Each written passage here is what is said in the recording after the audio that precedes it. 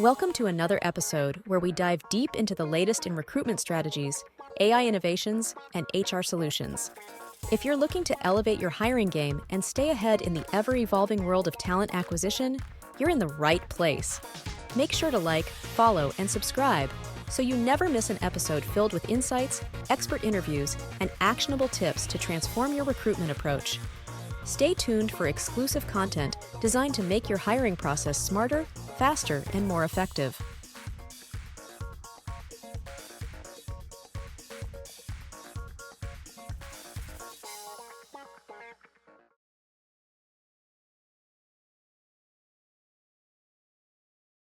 Welcome back, everyone, to the Deep Dive. This time we're taking a deep dive into a topic that's probably on the mind of pretty much every SaaS founder out there, funding your MVP.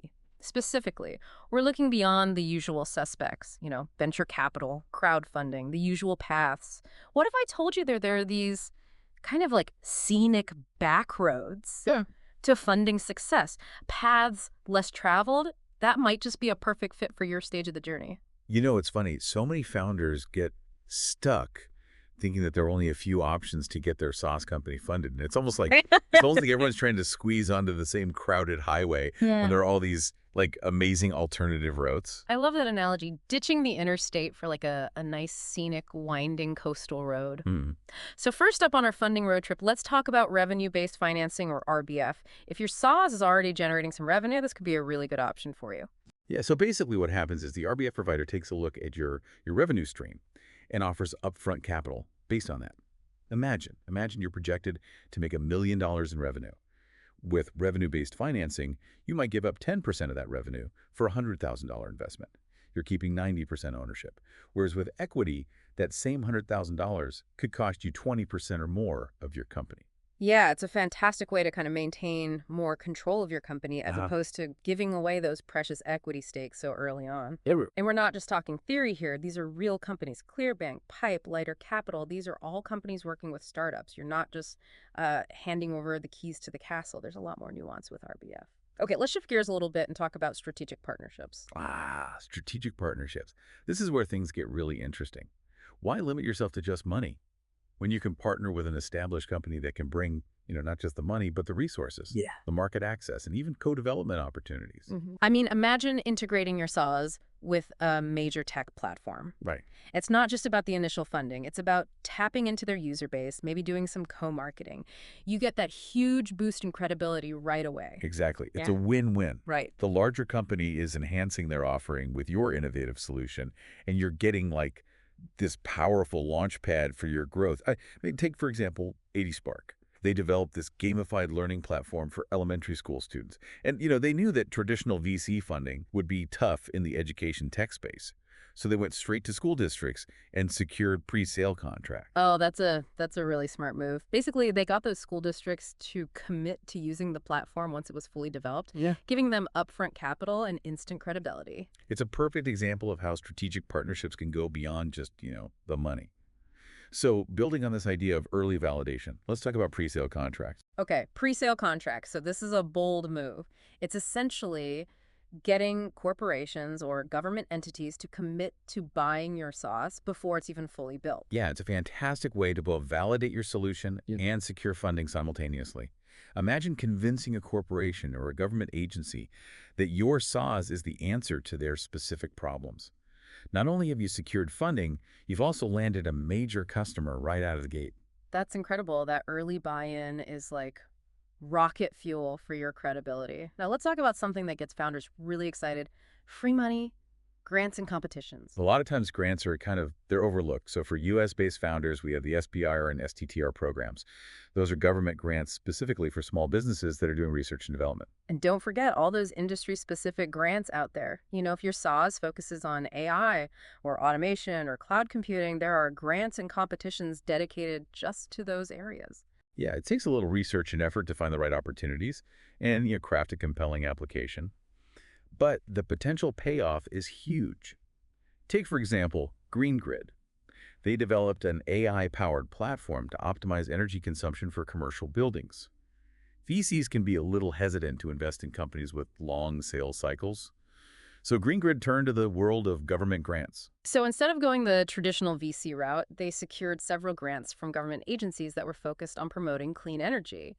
So this gave them crucial funding, but also a stamp of approval from, these respected institutions, which really helped build credibility with potential customers and investors. Exactly. It's a perfect example of how grants can be such a game changer for startups in specific sectors. So let's move beyond the world of VCs for a second and explore micro-angel networks. Okay, so microangel networks. These are small, really focused groups of investors who are really passionate about supporting early-stage tech startups. They might not have, the deep pockets of a major VC firm, but they often bring a lot of experience and mentorship to the table. And they're often a lot more approachable and more willing to take a chance on, truly innovative ideas. Another avenue to explore is family offices, which manage the assets of high net worth families. Many family offices are looking for opportunities to invest in innovative tech companies, and SaaS can be attractive for them. Yeah, it's not just about the money, it's about strategic alignment and a shared belief in your SaaS solution. Speaking of strategic alignment, let's talk about revenue share agreements and milestone-based funding. Yeah, so with revenue share agreements, instead of giving up equity or taking on debt, you might agree to share a percentage of your revenue with investors once you start generating sales. And then milestone-based funding is all about setting clear targets and getting funding as you achieve those milestones. Yeah, so, everybody wins if the sauce takes off. Milestone-based funding can help you, as the founder, retain a lot more control. It's a great option if you're confident in hitting those milestones. Mhm. Now, no matter which path you choose, crafting a compelling funding narrative is absolutely crucial, especially when you're going beyond those traditional investors. Absolutely. You need to go beyond just the numbers, right? You need to tell a story that resonates, paint a vivid picture of your SaaS, the problem it solves, and the impact it's going to have. Yeah, think of it almost like a movie trailer, Grab their attention, build that anticipation, and leave them wanting more. Showcase the heroes, which are your target users, and the villain, the problem that your SaaS is here to conquer. Oh, I love that. Okay, so we've covered RBF, strategic partnerships, grants, micro-angel networks, even touched on pre-sale contracts. It's pretty clear there's a lot of options out there when it comes to funding your SaaS MVP. There really are. It's about choosing the best fit for your specific circumstances and being prepared to tell your story in a way that resonates. Absolutely. Don't limit yourself to the well-trodden path. There might be a scenic back road out there that leads to even greater success. We'll be back with part 2 of this deep dive, so stay tuned. So, one of the most common questions we get is how do I actually choose the right funding path for my SaaS? Right, right.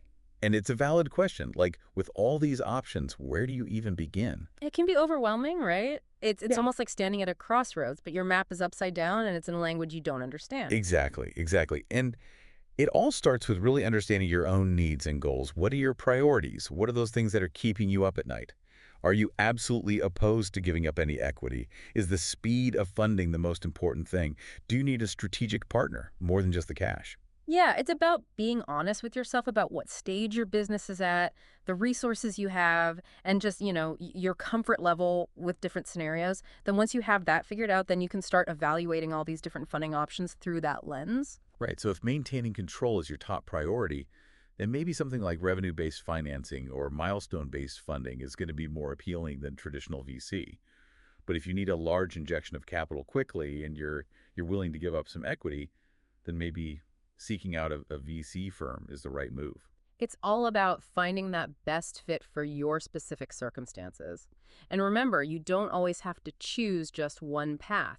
Maybe a combination of different approaches is the solution. Absolutely. Mhm. Maybe you secure some early funding through a pre-sale contract, and then you use that as leverage to attract a larger investment from a microangel network or something like that.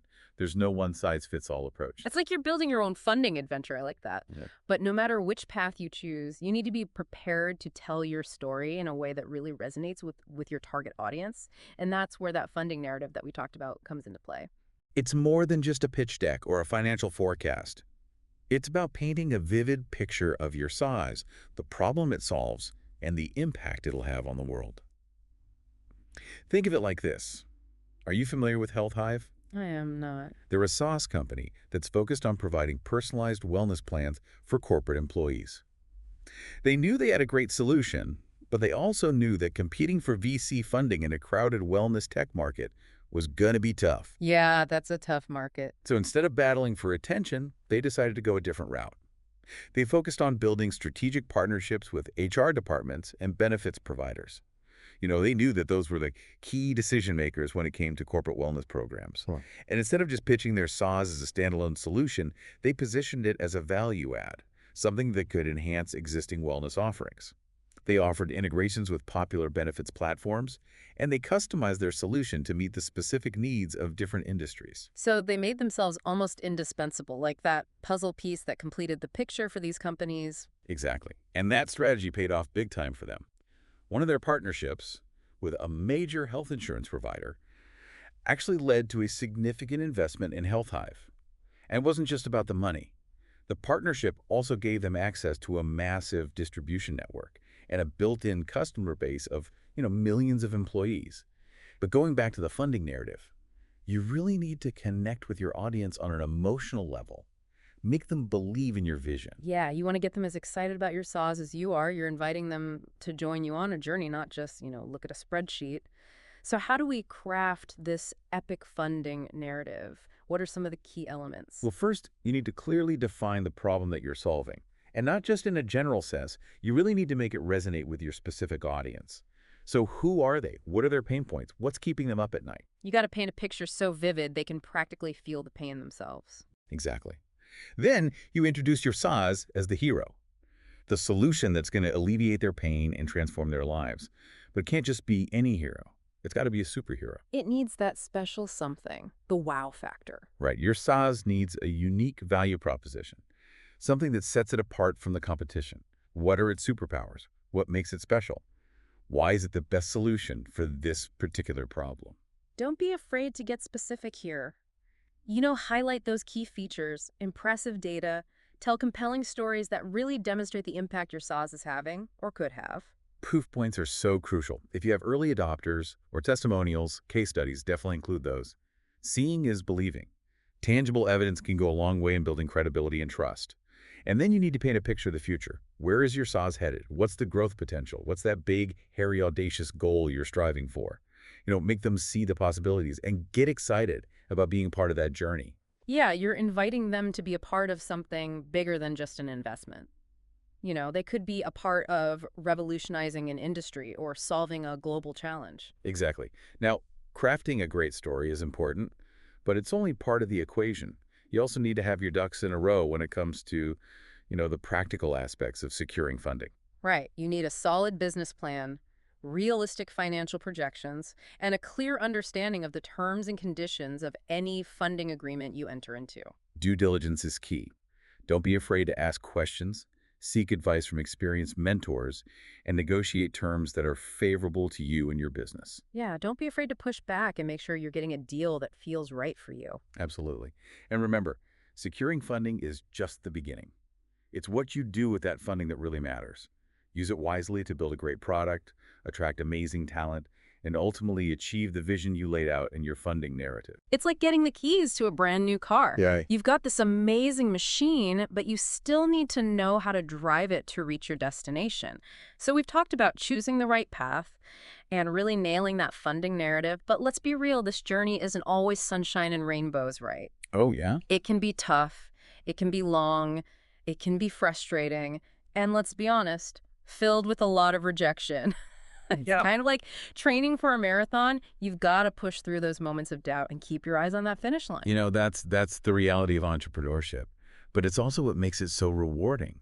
The challenges you overcome, the lessons you learn, the resilience you develop, these are all like invaluable assets that will serve you well throughout your entire entrepreneurial journey. Yeah, those tough workouts that make you stronger, right? So to all the SaaS founders out there, keep pushing forward, keep innovating, and never give up on your dreams. There is a whole world of funding out there just waiting to be explored. And remember, it doesn't have to be the traditional VC route. There are those alternative paths, those scenic back roads that can lead you to success on your own terms. Absolutely. And speaking of those scenic routes, we've got some really incredible case studies lined up. Real-world examples of SaaS startups that defied the norm and secured funding in truly innovative ways. Okay, I'm ready. Hit me with some inspiration. All right, so let's start with a company called Cloud Canvas. They developed this cloud-based design platform for architects and interior designers. And they knew that a lot of VCs, they prioritize solutions that cater to a broader market. So Cloud Canvas decided to take a different approach. So instead of chasing after VCs, they tapped into a micro angel network, a network that was specifically focused on design and creative technology. So these investors, not only did they understand Cloud Canvas's vision, but they brought really valuable industry connections and mentorship to the table. Exactly. It was a perfect match. And their story really just highlights the power of seeking out investors who align with your niche. It's not just about the money. It's about finding partners who understand your market and truly believe in your mission. It's like finding that one investor who just gets it. They look at what you're doing and they're like, yeah, I see it. This is going to be huge. Yeah, exactly. And that can make all the difference in the world. So for our next case study, let's talk about DataDev. They're a SaaS company that developed a data analytics platform specifically for small businesses. Now, they knew they had a fantastic product, but convincing small business owners to invest in a relatively new technology, well, that can be a challenge. Definitely, small businesses, they're often bootstrapped and really careful about where they spend their money, especially on something like data analytics, which might seem like a luxury. So how did DataDev break through that? Well, instead of just focusing on individual sales, they partnered with industry associations and chambers of commerce. They offered workshops and webinars to educate small business owners about the benefits of data analytics and showcase how their platform could actually help them, make better decisions and increase their profits. So they basically became the data analytics guru, building that trust and showing value before asking for the sale. Exactly. And, that strategy turned into gold for them by building those relationships and really demonstrating the value of their platform. DataDev landed several key partnerships that led to, really widespread adoption of their SaaS within specific industries. So they proved that sometimes the best way to secure funding is to focus on education and community building first. It's about becoming a trusted advisor, not just a salesperson. Right. It's about showing up, adding value, and building genuine connections. Now for our final case study, let's talk about FarmFresh. They're a SaaS company that developed a platform to connect local farmers with restaurants and grocery stores. Farm to table? It's a hot trend, but securing funding for an agricultural tech company can be really tough. A lot of VCs, they prioritize solutions that scale quickly and cater to, those urban markets. So how did FarmFresh manage to thrive in that environment? Well, FarmFresh decided to tap into a funding source that was perfectly aligned with their mission: grants. Grants focused on sustainable agriculture and rural economic development. They were able to secure funding from both government agencies and private foundations. And this not only provided them with capital, but it also helped raise their profile within the agricultural community. It's like finding that group of people who are already cheering you on before you even start. Exactly. And FarmFresh used those grants to build this really robust platform that is now helping to revitalize rural communities and connect consumers with fresh, locally sourced food. It's a win-win for everybody involved. So what's the big takeaway here from all these incredible stories? Well, I think the most important message is that there's no one right way to fund your SaaS MVP. The key is to be creative, be persistent, and be open to exploring all the options that are out there. Don't be afraid to think differently, challenge conventional wisdom, and really forge your own path. I love that. If these companies can achieve such incredible things by embracing these alternative funding methods, imagine what you can achieve with a little creativity and a lot of hustle. And remember, the journey itself is just as important as the destination.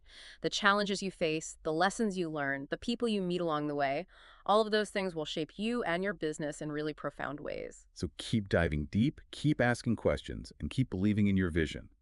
The world needs what you're building. That's it for this deep dive into the world of alternative funding for your SaaS MVP.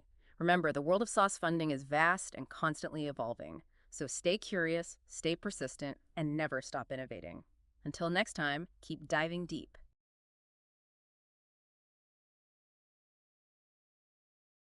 Don't forget to like, follow, and subscribe to stay updated with the latest episodes and exclusive content designed to enhance your recruitment strategies.